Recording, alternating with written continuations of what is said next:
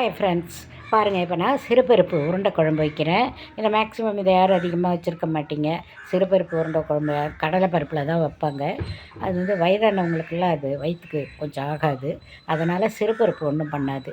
அதனால் அதை அதில் குழம்பு வைக்கிறேன்னா பாருங்கள். அதை பாருங்கள், இது பூண்டு வெங்காயம் போட்டு தாளிச்சிருக்கேன்.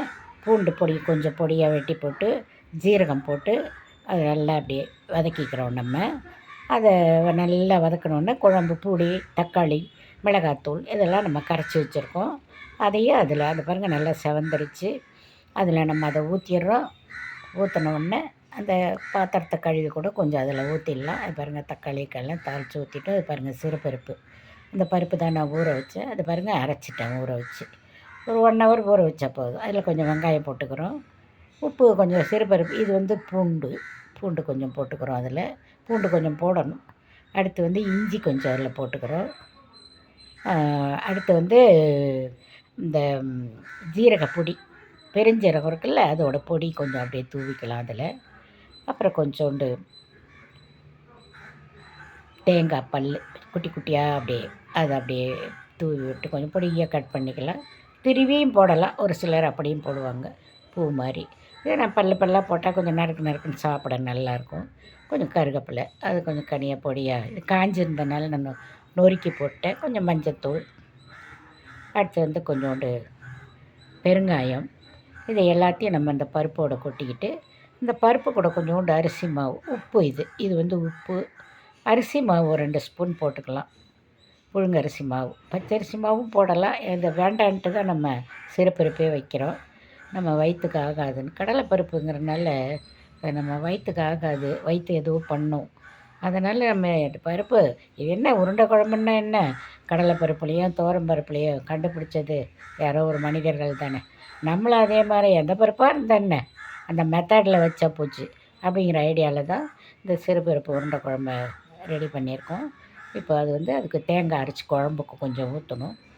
அந்த தேங்காயும் கொஞ்சோண்டு ஜீரகம், கொஞ்சம் தேங்காய், அந்த நம்ம வீட்டில் இருக்கிற கூட்டங்களுக்கு கொஞ்சோண்டு ஜீரகத்தை போட்டு அதை சும்மா மிக்சியில் நம்ம குழம்புக்கு ஊற்றுறதுக்கு எப்படியா இருப்போம், நெய்சாவும் இல்லாமல் நெருன்னு இல்லாமல் அந்த மாதிரி அரைச்சி வச்சிடணும். இப்போ குழம்பு கொதிச்சிருச்சு. இதை பாருங்கள், அந்த போட்ட பருப்போடு போட்டதெல்லாம் எடுத்து இந்த உருண்டை போட்டாச்சு. உருண்டை பாருங்கள் பிடிச்சி கையிலே பிடிச்சி போடலாம். ஒரு சிலர் அவிச்சு கூட போடுவாங்க, நீங்கள் அப்படியும் பண்ணலாம். இது எனக்கு இப்படித்தான் போட்டு பழக்கம். அதனால் அதை பாருங்கள் கையிலே அப்படியே சின்னதாக உருட்டி நம்ம அந்த பருப்பு மேலே போட்டால் இது மேலேயே போடக்கூடாது. அதை கொஞ்சம் நம்ம அப்படியே கொஞ்சம் தள்ளி நமக்கு தெரியும் இல்லையா, போடும்போதே கேப்பு, அந்த கேப்பில் அந்த போட்டு விட்டுட்டோம்னா தனித்தனியாக இருந்தால் அது வெந்து மேலே வந்துடும். அப்புறம் வந்து அதை நம்ம போட்டு இடம் இருக்கிற வரைக்கும் அது கொஞ்சம், எப்போவுமே நீங்கள் குழம்பு தாளித்து கொட்டுறது ஒரு அகலமான பாத்திரத்துலேயே நான் அப்படி தான் வச்சுருக்கேன் பாருங்கள். அது மாதிரி வச்சுருங்க.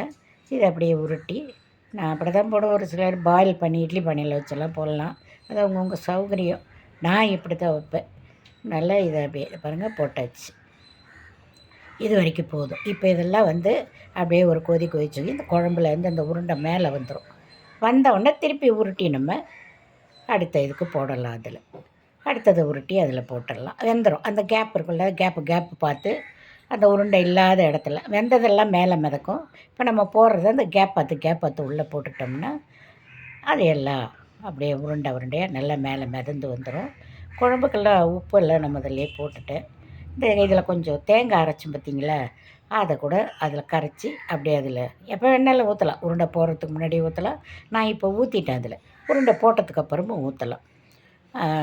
அந்த தேங்காயும் ஜீரகத்தையும் கொஞ்சம் அரைச்சி, எப்போ இந்த குழம்பு வந்து கொஞ்சம் தண்ணியாக வச்சுக்கோங்க நீங்கள். ஏன்னா இதை உருண்டை போட்டது கொஞ்சம் திக்னஸ் கிடைக்கும். அதனால் கொஞ்சம் நம்ம தண்ணியாக வச்சுக்கிட்டு கொஞ்சம் அது அப்படியே திக்காகிடும். நம்ம கரெக்டாக சாப்பிட்ற பதத்துக்கு வந்துடும். கொஞ்சம் தண்ணியாக இருக்கட்டும் குழம்பு. குழம்புக்கு தனியாக உப்பு போட்டுக்கணும், உருண்டைக்கு தனியாக நம்ம உப்பு போட்டுக்கணும். அவ்வளோதான். லாஸ்ட்டு இப்போ நம்ம அதை உருண்டை போட்டாச்சு, போட போகிறோம். இதோடு இது முடிஞ்சிடும். குழம்பு வேலை ஃபினிஷ். உருட்டி போடுறது வச்சாச்சு. இதை இப்போ நம்ம அப்படியே மூடி வச்சிடணும். மூடி வச்சிட்டோம்னா நல்லா கொதித்து வந்துருச்சு பாருங்கள். எப்படி இருக்குது பார்த்தீங்களா? அவ்வளோதான். பாய்.